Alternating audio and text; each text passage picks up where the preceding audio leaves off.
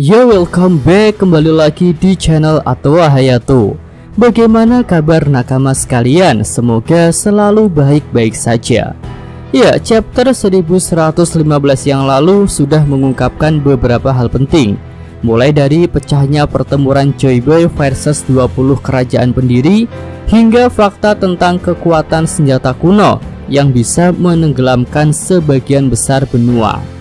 Beberapa chapter terakhir ini memang berisi informasi yang sangat padat. Misteri abad kekosongan dibongkar oleh ilmuwan paling jenius Vegapunk. Nah, pada video ini Mimin akan bahas mengenai preview untuk chapter 1116 mendatang yang bahasanya berasal dari akun Pew di X Twitter.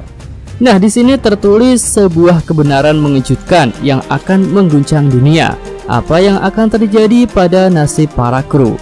Ya, tampaknya chapter depan masih akan melanjutkan siaran Vegapunk yang mengguncang dunia itu. Dan kali ini siaran Vegapunk akan kembali mengungkapkan hal penting. Kira-kira hal penting apa yang akan diungkap oleh Vegapunk?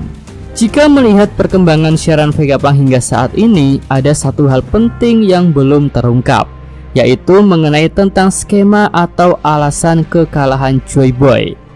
Ya, di chapter lalu Vegapunk mengungkapkan bahwa abad kekosongan berakhir ketika Joy Boy dikalahkan.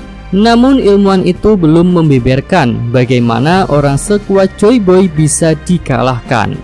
Apakah benar-benar kalah karena sistem keroyokan yang dilakukan oleh pemerintah dunia, atau malah kalah karena suatu pengkhianatan yang dilakukan oleh nakama Joy Boy? Untuk opsi pengkhianatan ini, beberapa nakama berpendapat jika Zunisha dan robot kuno meminta maaf karena sudah mengkhianati Joy Boy. Tapi seingat Mimin, ketika Joy Boy bangkit atau saat Luffy membangkitkan Gear 5-nya di Wano, Zunisha tidak meminta maaf. Koreksi ya jika Mimin salah. Seingat Mimin, saat itu Zunisha hanya mengatakan bahwa genderang kebebasan Joy Boy sudah kembali. Lalu yang meminta maaf adalah robot kuno di Pulau Egghead ini.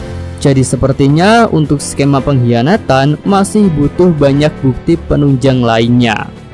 Lalu bagaimana dengan skema pengeroyokan? Jadi Joy Boy kalah murni karena dikeroyok oleh 20 raja terdahulu. Ya, menurut Mimin hal itu akan terasa biasa aja dan terkesan kurang heroik sebagai seorang legenda seperti Joy Boy. Nah, di sini Mimin ada sebuah skenario yang bisa dikatakan lebih epik daripada skenario pengkhianatan dan skenario pengeroyokan. Skenario itu adalah tentang suatu pengorbanan. Ya, mungkin aja Joy Boy kalah karena mengorbankan dirinya untuk sesuatu. Skema pengorbanan ini bisa kita tarik dari perkataan Vegapunk di chapter lalu, bahwa pertempuran di masa lalu itu mungkin disebabkan oleh perbedaan ideologi. Ya, mungkin menurut beberapa nakama itu adalah hal yang sepele, namun ternyata ideologi memang bisa jadi salah satu penyebab utama sebuah peperangan. Nah, di sini Mimin melihat Joy Boy dan 20 raja di masa lalu itu memiliki ideologi yang sangat-sangat berbeda, dan perbedaan ideologi itu akan berpengaruh pada seluruh dunia. Untuk Joy Boy, ideologi yang mungkin dianut adalah kebebasan dan juga kesetaraan. Hal ini terlihat dari julukan yang dimiliki oleh Nika, yaitu pejuang kebebasan. Dia akan membebaskan orang-orang yang dibelenggu oleh penderitaan dan penindasan. Joy Boy dan Luffy yang terlihat memiliki wujud Nika tentu berideologi kebebasan. Kemudian untuk kesetaraan bisa kita lihat pada Pulau Manusia Ikan yang berjuang untuk mencapai derajat yang sama dengan para manusia di permukaan. Joy Boy punya hubungan erat dengan Pulau Manusia Ikan.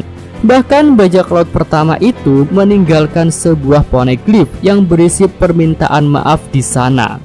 Mungkin Joy Boy meminta maaf karena belum bisa mewujudkan keinginan para manusia ikan untuk bisa sejajar dan setara dengan para manusia di permukaan. Kemudian untuk ideologi 20 kerajaan pendiri tentu kita sudah bisa menebaknya, yaitu mereka berideologi penguasaan penuh dan juga diktator. Hal itu jelas terlihat ya bahwa pemerintah dunia saat ini hanya mementingkan keinginan mereka dan tak memperhatikan nasib para penduduknya. Tenryubito bisa melakukan apapun untuk menindas dan memperbudak para penduduk di bawah. Nah, selanjutnya mengapa perbedaan ideologi yang dianut oleh Joy Boy dan kerajaan kuno bisa memancing persekongkolan dari 20 kerajaan untuk menyerangnya? Di sini Mimin coba jelaskan dalam sebuah contoh kasus ya. Kerajaan kuno yang berideologi kebebasan dan kesetaraan menjadi sebuah negara yang sangat maju dan besar. Rakyatnya pun tentu makmur sentosa dan hidup dalam kebahagiaan. Sementara para penduduk kerajaan lain yang menerapkan sistem penguasaan penuh dan diktator akan merasa tersiksa dan hidupnya tentu tidak nyaman. Nah, secara logika penduduk yang hidup menderita di kerajaan lain tentu ingin hidup bahagia di tempat lain, dan hidup di kerajaan kuno adalah jawabannya. Jadi tidak mengherankan jika kerajaan kuno menjadi kerajaan yang sangat besar karena banyak penduduk yang pindah ke tempat itu dan memajukannya. Lalu dari pihak kerajaan kuno juga tidak menolak kehadiran para pendatang karena mereka berideologi kebebasan dan kesetaraan. Sementara itu, kerajaan-kerajaan lain yang mulai ditinggalkan oleh penduduknya tentu lambat laun akan bangkrut karena tidak ada sebuah negara atau kerajaan tetap berdiri tanpa rakyatnya. Nah, hal itulah yang menjadi pemicu persekongkolan dari 20 kerajaan untuk bekerja sama menghancurkan kerajaan kuno. Sampai di sini tentu sudah paham ya bagaimana perbedaan ideologi bisa menjadi masalah yang sangat-sangat besar. Lalu kembali lagi pada pembahasan awal tadi ya, bahwa Joy Boy kalah mungkin karena sebuah skema pengorbanan. Ya, Mimin berpendapat jika Joy Boy berkorban untuk seluruh rakyatnya. Tapi di sini bukan pengorbanan secara langsung ya. Skema yang Mimin pikirkan seperti ini. Menurut Vegapunk, dunia rusak dan tenggelam karena senjata kuno yang dibuat oleh kerajaan kuno. Dan hal itu berarti pengguna senjata kuno adalah Joy Boy, karena Joy Boy kan berasal dari kerajaan kuno. Jadi apakah Joy Boy yang menenggelamkan dunia? Ya, kemungkinan itu sepertinya ada. Tapi di sini Mimin rasa menenggelamkan dunia bukanlah tujuan Joy Boy, melainkan hanyalah efek samping dari penggunaan senjata kuno. Dan akhirnya Joy Boy memilih untuk berkorban dan menghentikan penggunaan senjata kuno karena ternyata dampaknya bisa merugikan bagi orang banyak. Dan jika diteruskan mungkin malah bisa menenggelamkan seluruh dunia. Dan hal itu bisa saja memusnahkan seluruh umat manusia pada masa itu. Ya, mungkin karena hal itulah bajak laut pertama bisa dikalahkan oleh gabungan 20 kerajaan. Tapi Joy Boy tidak begitu saja dikalahkan. Dia berharap pada generasi selanjutnya untuk meneruskan pertempuran ini dan juga memenangkannya. Joy Boy pun meninggalkan harta paling berharga di dunia ini, yaitu One Piece di Laugh Tale. Dia juga menuliskan kisah abad kekosongan di batu-batu poneglyph yang diukir oleh para klan Kozuki. Oke, itu aja pembahasan untuk video kali ini ya. Jika ada tambahan, saran ataupun komentar, bisa Nakama sampaikan pada kolom komentar. Yosa, Mimin, atau Hayato. Terima kasih.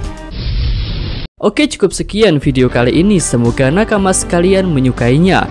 Terima kasih udah nonton ya. Jangan lupa like-nya dan subscribe channel Atowa Hayato. Yo!